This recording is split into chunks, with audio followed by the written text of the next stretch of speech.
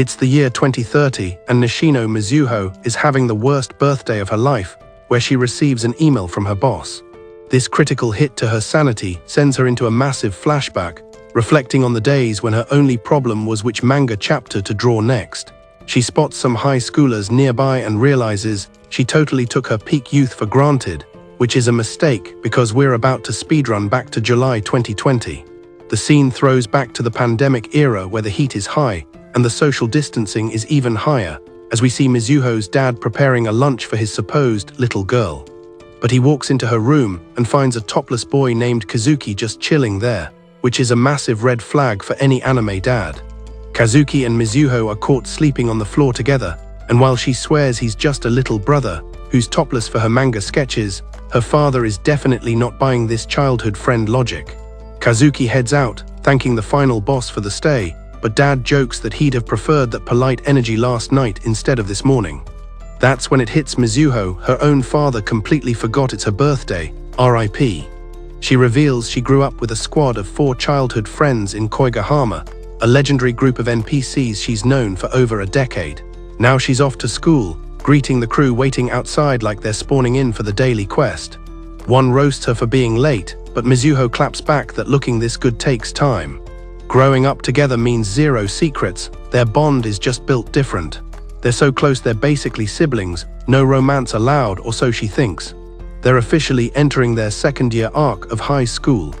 At the station, Shubo starts trolling her for the no-makeup look and hiding behind her nerd glasses. Iru agrees, suggesting it's time for a major glow-up if she wants to stay relevant. Mizuho hits them with the ignore button, playing it cool. Shubo correctly guesses she was grinding on her manga all night, and she admits it's true. Then there's Shin, the resident bookworm, who tells her to lock in on studying so he doesn't have to carry her during exam season. Mizuho isn't having it, claiming love and friendship are the real op stats, not just boring academics. On the train, the usual teasing continues as the boys keep the banter high. Shubo and Shin are still trying to force her into a study session. But Mizuho notices Kazuki's backpack is wide open, thinking that even though he's tall, he's still the baby of the group. The squad asks Kazuki about his swim practice, teasing Mizuho that she's only going to spectate the heartthrob Sato. Mizuho chases after him, totally missing the joke, while Shubo just laughs at their chaotic morning energy. After school, she gets hit with cleaning duty and arrives late to the pool, finding a massive sea of fangirls already there. The crowd is hyped for Kazuki, but someone accidentally mobs her, and RIP to her glasses as they hit the floor. She then hears the bad news. Sato is MIA and might quit because the national tournament got nerfed and cancelled. Walking home in a mood, her solo mission gets interrupted when she unexpectedly bumps into Sato himself. Mizuho calls out to him, and Sato recognizes her. They hit the bus stop where Sato vents about how COVID-kun ruined everything, trips, classes, and his swimming dreams. He wonders what the point of all that grinding was if the endgame just gets deleted. Mizuho shyly admits she loved watching him swim and planned to confess at the finals, but now she's just apologizing for her feelings. She tells him he should swim for his own sake, because seeing him enjoy what he loves is all she really wants. Sato hits her with a cold rejection, calling her an outsider who doesn't get the struggle. He hops on the bus, leaving her unrequited love in the dust to reflect on the rejection. Yeah, this is officially the worst birthday in anime history. Cut to Kazuki, who is still out here grinding in the pool late at night despite the uncertainty. Sato shows up, baffled by how Kazuki can stay so determined in this mess. Kazuki reveals he made a promise to reach the finals and confess to a special girl, talk about main character energy. Moved by the speech, Sato decides it's time to rejoin the server and start practicing again. Sato tells Kazuki that Mizuho actually wanted to see him swim for his own sake. Kazuki isn't surprised. He clarifies Mizuho is way more than just a childhood friend. He sees her as a woman and tells Sato to back off, showing just how protective he really is. Mizuho gets home feeling down, but the squad surprises her with a birthday party for her 17th. Overwhelmed by the love, she starts leaking from the eyes. The crew teases her, but she thanks them, explaining these are just happiness tears. Iru snaps a photo since the fireworks festival was cancelled, so they've got to capture these memories themselves. As she prepares to blow out the candles, Kazuki whispers, asking if she'd been crying before she got home. He says he noticed it instantly, even with the glasses on. Then he snipes the candle blow and wishes out loud to be Mizuho's boyfriend. Pure savage move. During dinner, Shubo starts trolling Mizuho about what she was doing alone with Kazuki. Mizuho is shook, and Iru joins in, joking that Kazuki was probably proposing, referencing Shubo's old habit of asking for her hand. Shubo admits it was just a beta phase before he realized there were other girls in the world besides her. Shubo playfully hits Iru while Shin just wants them to eat in peace. Later, Shin notices Mizuho has cream on her face, but Kazuki moves in first to wipe it off like a total Chad, calling her childish. Shin is left looking completely stunned by Kazuki's sudden aggression. The next day, Mizuho equips contact lenses, losing the nerd debuff and shocking the boys. Iru says she looks way better without the glasses, which just annoys Mizuho. Shin can't stop staring, but when he's caught, he just calls her stupid to hide his confusion, making everyone laugh. Then Kazuki drops a "you look cute" bomb, leaving the whole squad shook. Mizuho is tilted, thinking he's just mocking her or trying to pity cheer her up after her birthday meltdown. Later, Kazuki holds her hand to help her reach the top of the board and casually invites her to lunch. She's officially confused by his new playstyle. In the cafeteria, Kazuki is being extra, feeding Iru broccoli he doesn't want while Shin roasts him for the weird flex. Meanwhile, Mizuho is sitting with her friend Chika, who wonders why she isn't with her usual crew. Mizuho claims she just wanted some girl time. Suddenly, another girl approaches her to deliver a gift to Kazuki. Mizuho is like, "Why don't you do it yourself?" The girl is too nervous. Mizuho reflects on how this popular guy used to be a sickly crybaby with asthma back in the day. She remembers the old Kazuki, who was always a bit of a klutz and a major softie. He always hyped up her manga, calling her a genius, and saying she'd be a pro mangaka when they grew up. Back to reality, a manga editor calls her work average and tells her to try writing school romance based on her own life. But Mizuho hesitates, thinking her life is way too mid for a sparkling romance story. After the meeting, Iru shows off some makeup from the editors and offers one to Mizuho to cheer her up. Over coffee, Mizuho spills the tea on what the editor said. Iru encourages her to try drawing something fresh and clear her head. Mizuho wonders if people actually experience thrilling moments, since her only dream was a fireworks date that got cancelled. She remembers the gift for Kazuki. Iru asks if she's jealous of his fan club, but Mizuho still treats him like the group's little brother. She's convinced there's zero chance for anything romantic there. Iru tells her it's fine to just deliver the gift and get it over with. Mizuho heads to the pool to deliver the package, while Kazuki is still doing laps. He's hyped, thinking it's from her, which is honestly kind of cute. But she hits him with the "it's from the other girls" reality check. Kazuki's mood drops instantly. He tells her to take it back, which hurts her feelings after the effort she made. He asks if it bothers her seeing him with other girls, testing the waters. She answered straightforwardly that it didn't bother her at all, and then she was about to go home when Kazuki grabbed her hand. He begs her not to leave, just like the old days when they were kids. Mizuho is still thinking of him as the weak, younger kid she used to protect. She pulls away, telling him he's actually hurting her. Kazuki persists, pinning her against the wall and accidentally triggering the shower. He shields her from the water and asks the ultimate question: has she ever seen him as a man? She answers with a straightforward no. He gets close, saying he's confident he can change her mind and make her fall for him. Then he just goes for it, kissing her right there under the shower. Absolute op move. Fast forward to the present, adult Mizuho is working as a manga editor.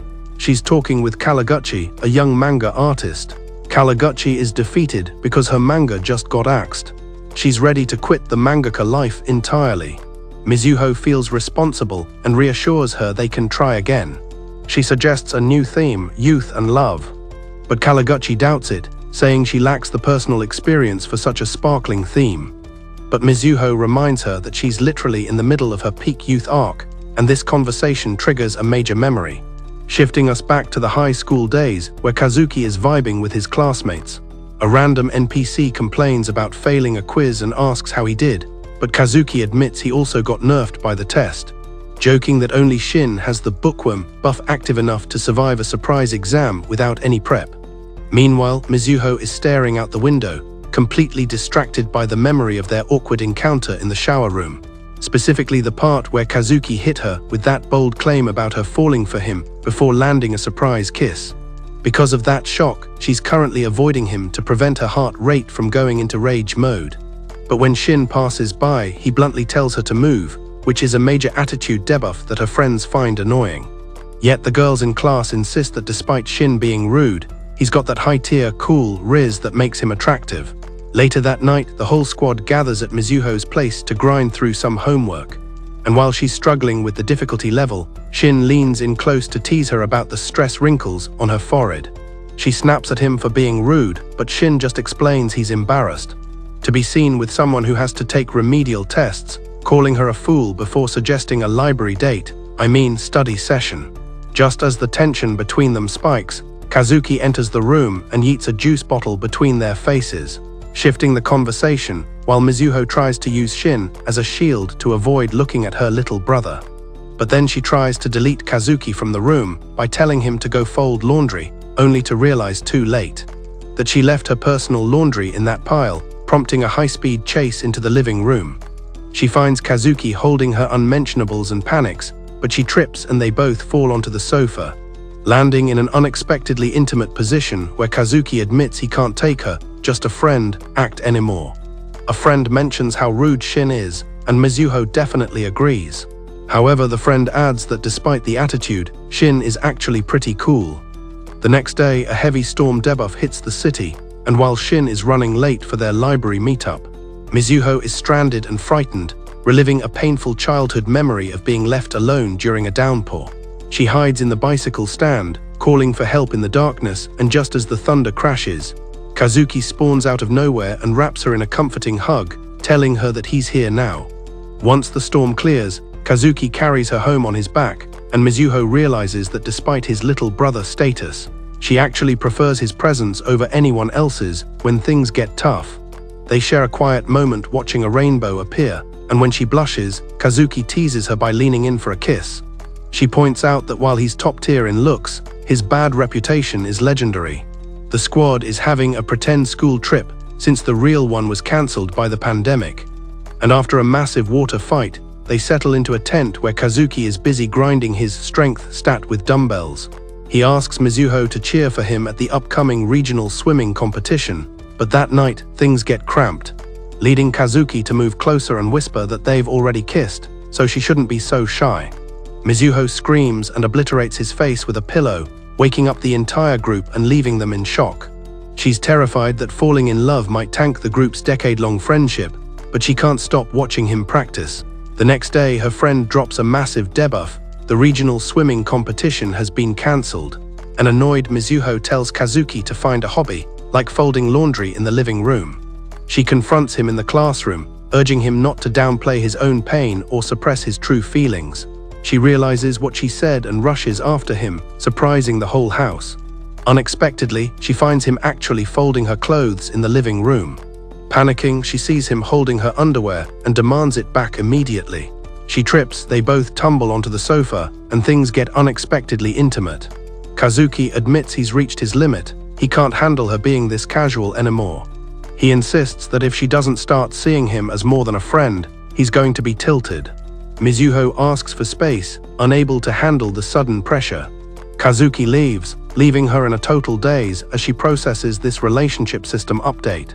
The scene shifts to the gym where Kazuki is grinding out a workout. He looks at the sky, wondering if the storm clouds are a sign of what's coming. Shin shows up to troll him about his typical adolescent phase. Kazuki claps back, asking why Shin isn't at the library with Mizuho right now. Shin says a student council meeting held him up, but he's on his way. Meanwhile, Mizuho is stuck studying alone, getting annoyed at Shin's delay. She gets a text from him. Rain-kun forced him to bail and head home early. Nervous about the storm, Mizuho decides to pack up and leave. Running through the downpour, she's hit with a traumatic flashback of her dad leaving her during a storm, trusting Kazuki and his mom to protect her. The bad memories are flooding back in 4K, and Mizuho is struggling to keep her composure. Back in the present, Shin is still on a search mission looking for her in the library.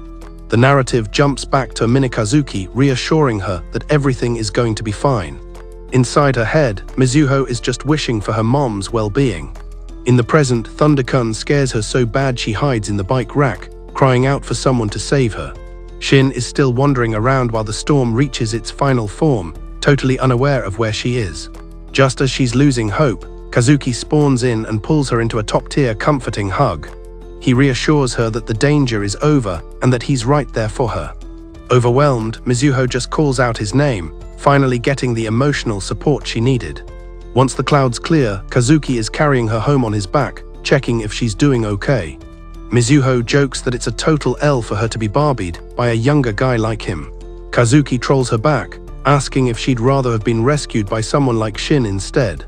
She admits her fear of storms is linked to the painful memory of losing her mother. Kazuki has been by her side since the beginning, so he just holds space for her without hitting her with any judgment. She tells him straight up that she prefers him over Shin, thanking him for being her permanent bodyguard since childhood.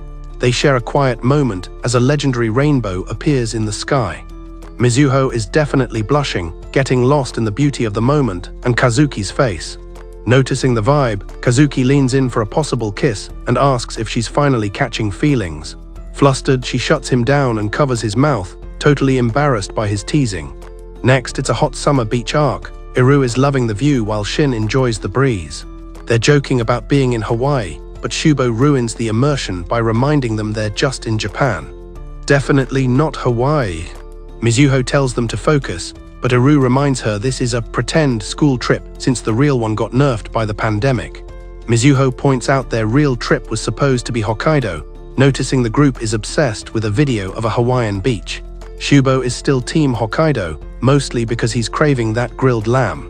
Iru suggests a lamb feast, but Kazuki interrupts the plan by accidentally splashing everyone.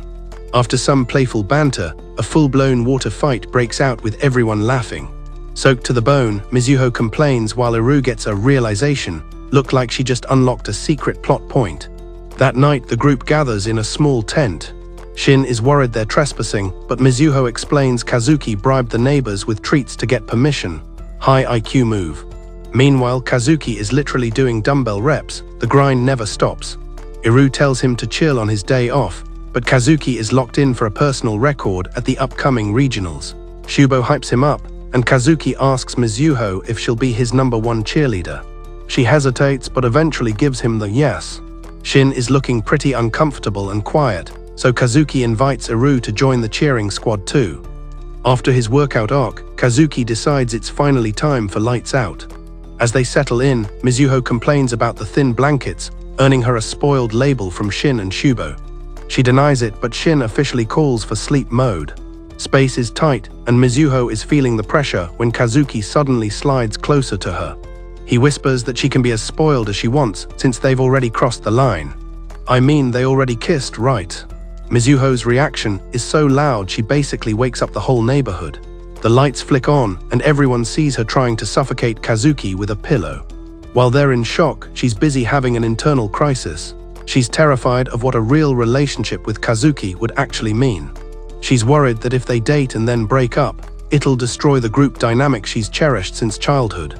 If the romance route fails, she's afraid the whole party will disband forever.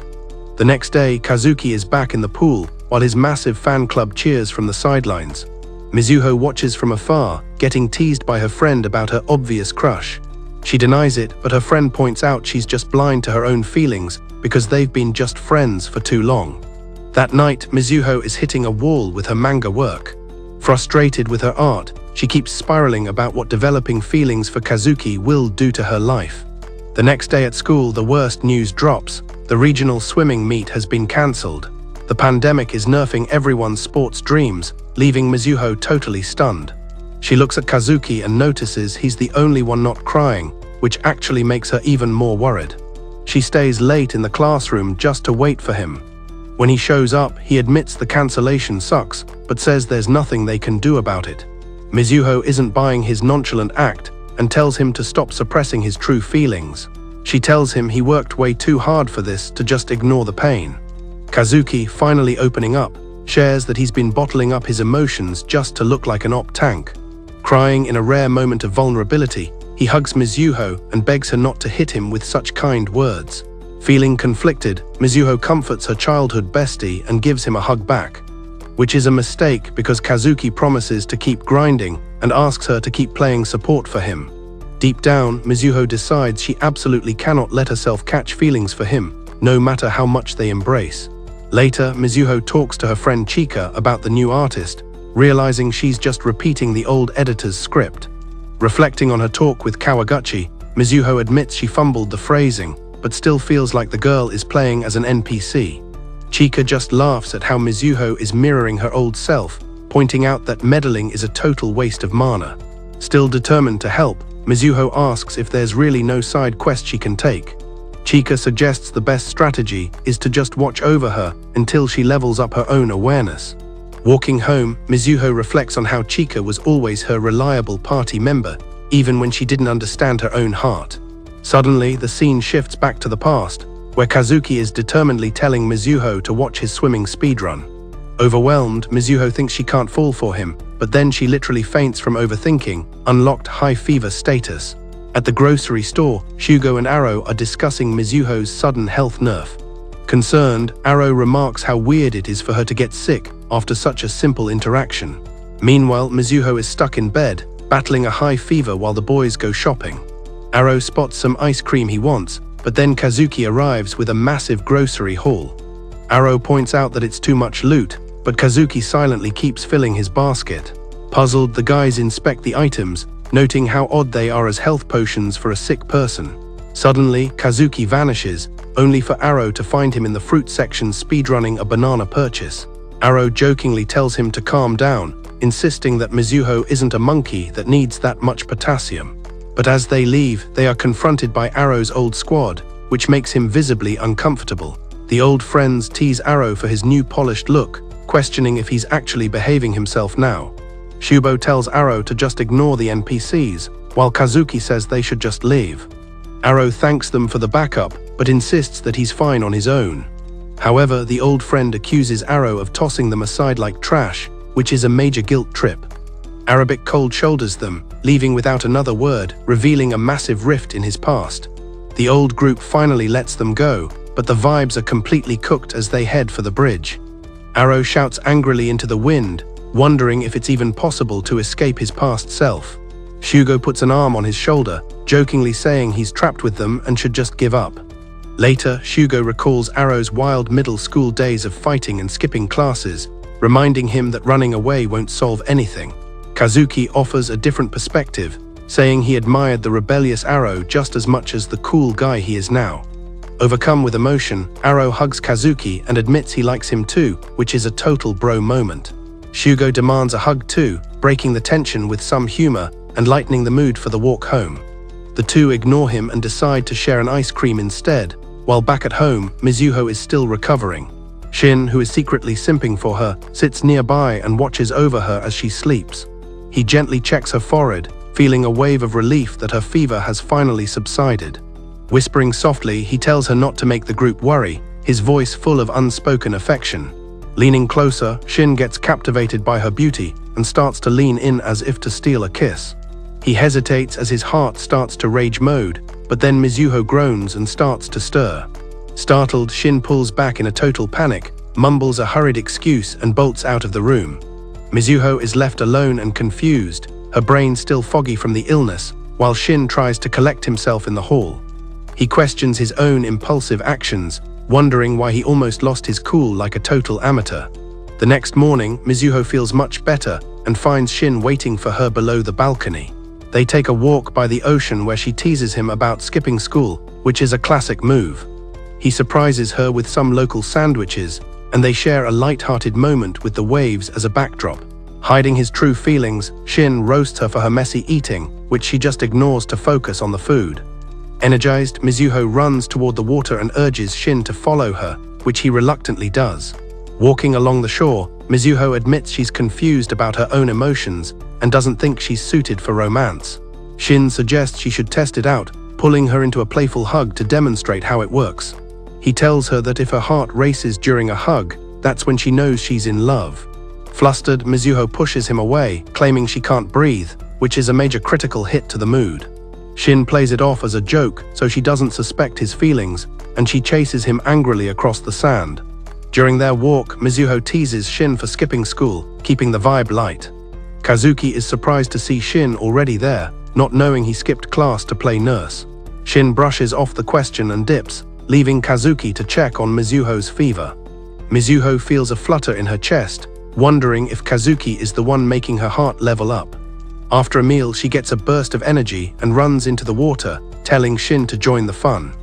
Alone, she stares into the mirror, completely puzzled by what's happening to her internal settings. The scene shifts to the whole squad taking a vacation photo, with Iru calling it a moment to remember.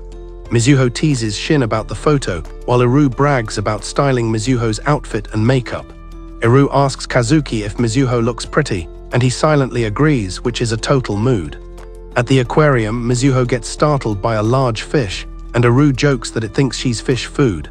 Watching Kazuki, Mizuho feels a wave of admiration, and he thanks her for the trip. Realizing he might have pushed a bit too far, Shin admits it was just a joke, and Mizuho starts chasing him in a rage. Back home, Shin is actually washing the sand off her feet. He's being super attentive, telling her to stay still while he cleans. He asks if she still doesn't understand her own feelings, which catches her completely off guard. Shubo taps her forehead, revealing he's been paying attention to her since the very beginning of the game. This insight stuns her, making her realize just how perceptive her friend actually is. Later, Arrow suggests a dolphin show, and Shin asks Kazuki to pick the route since he's the boss today. Her heart starts racing, and she wonders if it's because of Kazuki's presence or something else. She remembers Shin's advice: if someone makes your heart flutter, it means you're officially in love with them. Would you like me to continue with the next 10 minutes of the script? Alone in her room, she's puzzling over her reflection, trying to figure out why her feelings are suddenly so chaotic. The scene shifts to the group, taking a classic vacation selfie together. Iru is hyped, calling it a moment they'll never forget. They all admire the shot and thank the cameraman for the assist. Mizuho teases Shin about the photo, saying they look great. Shubo is laughing while Iru brags to Kazuki about how she basically styled Mizuho's entire look. Since Mizuho's closet was lacking, Iru takes full credit for the glow-up. Iru asks Kazuki if Mizuho looks pretty, and he just silently agrees. Smooth. Next stop, the aquarium. The squad is checking out all the marine life. Mizuho gets a jump scare from a large fish that nearly headbutts the glass. Iru laughs, saying the fish probably thought she was a snack, leaving her embarrassed. Mizuho's focus shifts from the fish over to Kazuki. She's just watching him, feeling a wave of actual admiration. Kazuki notices and teases her for setting up this whole trip just to cheer him up after the swimming. She admits it, and Kazuki gives her a genuine thanks for being so thoughtful. Then he confesses his heart is racing, which sends her into a panic. He says it's because she's acting so differently today. Mizuho feels like her heart is about to explode from all these unexpected emotions. She's caught between excitement and total confusion. Mizuho grabs her food and gets ready to head out. Shubo stops her, asking what she's got planned for the rest of the day. She's caught off guard and asks why he's curious. He mentions her high-effort look, but she quickly brushes it off as nothing.